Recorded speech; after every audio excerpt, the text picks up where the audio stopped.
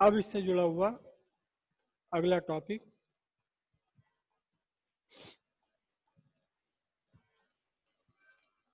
Thermal velocity and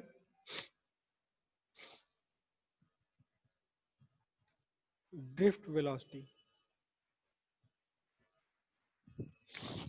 और अब भी हम बात करेंगे मेनली मेटल की, हालांकि ये थर्मल वेलोसिटी, ड्रिफ्ट वेलोसिटी ये सब के लिए एप्लीकेबल है, चाहे मेटल हो, गैसेस हो, इलेक्ट्रोलाइट हो या सेमीकंडक्टर हो।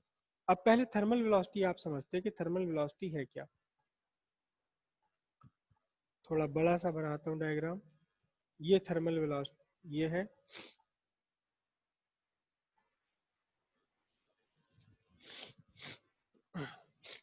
एक कंडक्टर है ये आपका। इस कंडक्टर का कंस्ट्रक्शन क्या है? इस कंडक्टर का कंस्ट्रक्शन है पॉजिटिव आयंस। पॉजिटिव आयंस, ढेर सारे पॉजिटिव आयंस, कर्नल्स जिसे बोलते हैं। और इन पॉजिटिव आयंस के बीच बीच में है वो इलेक्ट्रॉन जो इन एटम में से छूट गए हैं। इनके बीच बीच में है क्या? Free electrons. ये फ्री इलेक्ट्रॉन्स हैं। बिल्कुल इनका मेटल का स्ट्रक्चर ऐसा है, मेटल का स्ट्रक्चर ऐसा है जैसे कि एक घर के भगोने में क्या भरे हुए रसगुल्ले। और ये किस में डूबे हुए हैं? ये किस में डूबे हुए हैं रसगुल्ले? ये चाशनी में डूबे हुए हैं। तो यहाँ चाशनी कौन है? Free electrons. रसगुल्ले कौन है? ये कर्नेल्स। किस वे में है ये? अब आप बर्तन को थोड़ा सा तिरछा कर दो, टेढ़ा कर दो, तो चाशनी चाशनी तो बाहर फ्लो हो जाएगी और ये अपनी जगह बने रहेंगे, थोड़ा बहुत अगर आप टिल्ट कर दें। तो इसी तरह से ये फ्री इलेक्ट्रॉन्स तो मूव करते हैं, लेकिन ये कर्नेल्स अपनी जगह रुके हुए हैं। अच्छा, अब एक दूसरा एक्सपेरिमेंट आपने 6th 7th 8th क्लास में या शायद नर्सरी में पढ़ा हो ये बात। क्या कि आपने एक बर्तन लिया, ठीक है, इस बर्तन में आपने भर लिया पानी, साफ पानी, पीने का पानी भर लिया इसके अंदर, और थोड़ी सी इसकी बर्तन की तली में डाल दी, थोड़ी सी डाल दी चीनी। चीनी, मैं यार क्या करें, चीनी वीनी से तो आजकल मामला गड़बड़ हो रहा है। चीनी ना डाल ले भाई, चीनी चीनियों से तो आजकल मामला गड़बड़ हो रहा है। इसमें डाल देते हैं गुड़। गुड़ तो अपना है। अब गुड़ आपने डाल दिया, अगले दिन आप आके देखेंगे पानी पूरा, गुड़ खत्म हो गया यहाँ से और पानी पूरा का पूरा मीठा हो गया, जबकि आपने इसे इसे हिलाया भी नहीं। तो रीजन क्या है ये कि लगातार इसके जो वाटर के मॉलिक्यूल है वो आकर गुड़ पे टकराते हैं और फिर इस गुड़ के मॉलिक्यूल्स को दूर भगा देते हैं। तो ये गुड़ का मॉलिक्यूल सारी जगह फैल जाएगा, सारा पानी मीठा हो गया आपका। मतलब यह है कि अगर पानी भी रखा है आपका किसी बर्तन में, किसी गिलास में, तो भी इसके जो मॉलिक्यूल्स हैं, मॉलिक्यूल्स हैं लगातार ये मोशन में है, मोशन में है लगातार। इसका एक और एग्जाम्पल है, आप कमरे में यहाँ पर एक जगह कहीं सेंट की शीशी खोल दीजिए, अगरबत्ती जला दीजिए, पूरे कमरे में फैल जाएगी, भले ही पंखा ना चल रहा हो। तो वो क्योंकि स्टेगनेंट अगर ये है, बिल्कुल स्टेगनेंट अगर है, तो भी इसके मॉलिक्यूल मूव कर रहे हैं। पूरा का पूरा लिक्विड मूव नहीं कर रहा, पूरी एयर कमरे के अंदर मूव नहीं कर रही, लेकिन उसके मॉलिक्यूल मूव कर रहे हैं। ठीक इसी तरह से, ठीक इसी तरह से अगर आपने कंडक्टर में कोई करंट फ्लो नहीं कर रखी, तब भी उसके अंदर के ये फ्री इलेक्ट्रॉन लगातार मूव कर रहे हैं, लगातार मूव कर रहे हैं। कोई इधर जा रहा है, कोई इधर जा रहा है, कोई ऊपर जा रहा है, कोई नीचे आ रहा है, कोई ऐसे चल रहा है, कोई वैसे चल रहा है, कोई यहाँ चल रहा है, कोई वहां चल रहा है। लेकिन पूरे के पूरे कंडक्टर में करंट का फ्लो नहीं हो रहा, फिर भी कंडक्टर में कोई करंट का फ्लो नहीं है, जबकि सारे के सारे फ्री इलेक्ट्रॉन्स मोशन में है। उसका रीजन क्या है? कंडक्टर में करंट का फ्लो क्यों नहीं है? कंडक्टर के अंदर कहीं पर एक आप क्रॉस सेक्शनल एरिया कंसीडर करें। कंडक्टर के अंदर आपने ये क्रॉस सेक्शनल एरिया बनाया, जानबूझकर टेढ़ा बना रहा हूं मैं, आप चाहे तो सीधा बना लो, आप चाहो तो यहाँ बना लो, कहीं भी एक क्रॉस सेक्शन बना लो। तो एक सेकंड में जितने इलेक्ट्रॉन एक साइड से दूसरी साइड जाएंगे, एक सेकंड में एग्जैक्टली उतने ही इलेक्ट्रॉन दूसरी साइड से पहली साइड आ जाएंगे। मोशन ऑफ इलेक्ट्रॉन्स का के कारण जो ये फ्री इलेक्ट्रॉन्स हैं ये लगातार रैंडम मोशन में है, ये लगातार रैंडम मोशन में। लगातार रैंडम मोशन का मतलब यह है रुके हुए नहीं है, कोई भी रैंडम मोशन है, कोई इधर जा रहा, कोई इधर जा रहा, कोई ऊपर जा रहा, कोई नीचे जा रहा।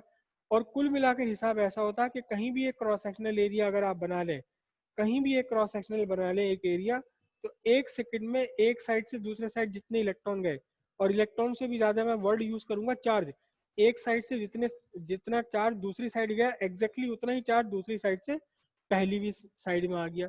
तो इसका मतलब net flow of charge, net flow of charge ये क्या है, ये जीरो है। Net flow of charge zero है। चार्ज का फ्लो किसी भी क्रॉस सेक्शन से नहीं होता जबकि हर इलेक्ट्रॉन मूव कर रहा है। अब इस इलेक्ट्रॉन्स की, इन इलेक्ट्रॉन्स की अपनी अपनी थर्मल वेलोसिटी है। पहले इलेक्ट्रॉन की थर्मल वेलोसिटी u1, दूसरे इलेक्ट्रॉन की थर्मल वेलोसिटी u2, तीसरे इलेक्ट्रॉन की थर्मल वेलोसिटी u3, और इस तरह से अगर n इलेक्ट्रॉन्स है तो nth इलेक्ट्रॉन की थर्मल वेलोसिटी un। अगर आप इन सारी थर्मल वेलोसिटीज को ऐड कर दें और ऐड करने के बाद नंबर ऑफ इलेक्ट्रॉन से ही डिवाइड कर दें तो ये सब मिलकर के हो जाता है जीरो, क्योंकि नेट फ्लो कुछ भी नहीं है। एक इलेक्ट्रॉन इधर गया तो उसी सेकंड में एक इलेक्ट्रॉन इधर भी आ गया। तो यानी एक इलेक्ट्रॉन की, अगर किसी एक इलेक्ट्रॉन की वेलोसिटी ऐसे है तो ठीक उसी टाइम पर दूसरे इलेक्ट्रॉन की वेलोसिटी इसके अपोजिट भी जरूर होगी। कोई ना कोई इलेक्ट्रॉन ऐसा भी जरूर होगा जो इसके अपोजिट चल रहा होगा। यानी एक की वेलोसिटी यहाँ u1 u वेक्टर प्लस में तो दूसरे की माइनस में, जुड़ के दोनों zero.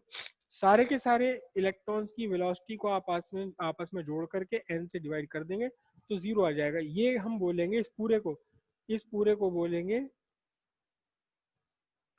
Average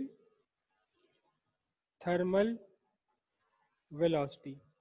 average thermal velocity सारे के सारे फ्री इलेक्ट्रॉन्स की जीरो है। और अगर ये आपका वो है इलेक्ट्रोलाइट तो सारे के सारे कैटायन एनायंस की मिलकर के एवरेज थर्मल वेलोसिटी जीरो है। लेकिन ये कब तक है, ये तब तक है जब तक आपने इस कंडक्टर के ऊपर कोई इलेक्ट्रिक फील्ड अप्लाई नहीं किया। कंडक्टर पर आपने कोई भी इलेक्ट्रिक फील्ड अप्लाई नहीं करा तो ये एवरेज थर्मल वेलोसिटी जीरो है। कब है ये, in the absence of in the absence of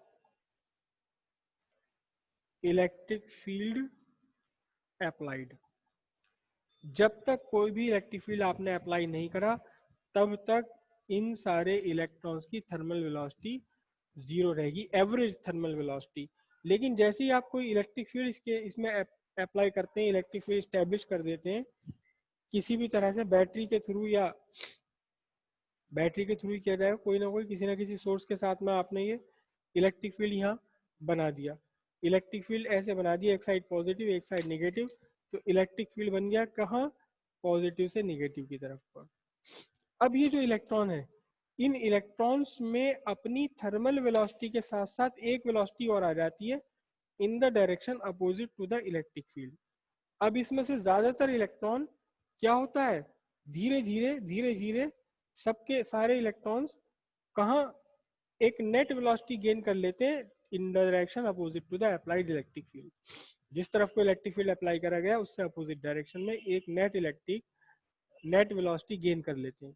मतलब क्या होगा, ये वाला इलेक्ट्रॉन को अगर मैं देखूं, सिर्फ इस वाले इलेक्ट्रॉन की बात करें तो ये गया किसी से टकराया, फिर यहाँ टकराया, फिर यहाँ टकराया, फिर यहाँ टकराया, फिर यहाँ टकराया किसी से, फिर ये टक्कर लगी, फिर ये टक्कर लगी, फिर ये टक्कर लगी, फिर ये टक्कर लगी, फिर ये टक्कर लगी।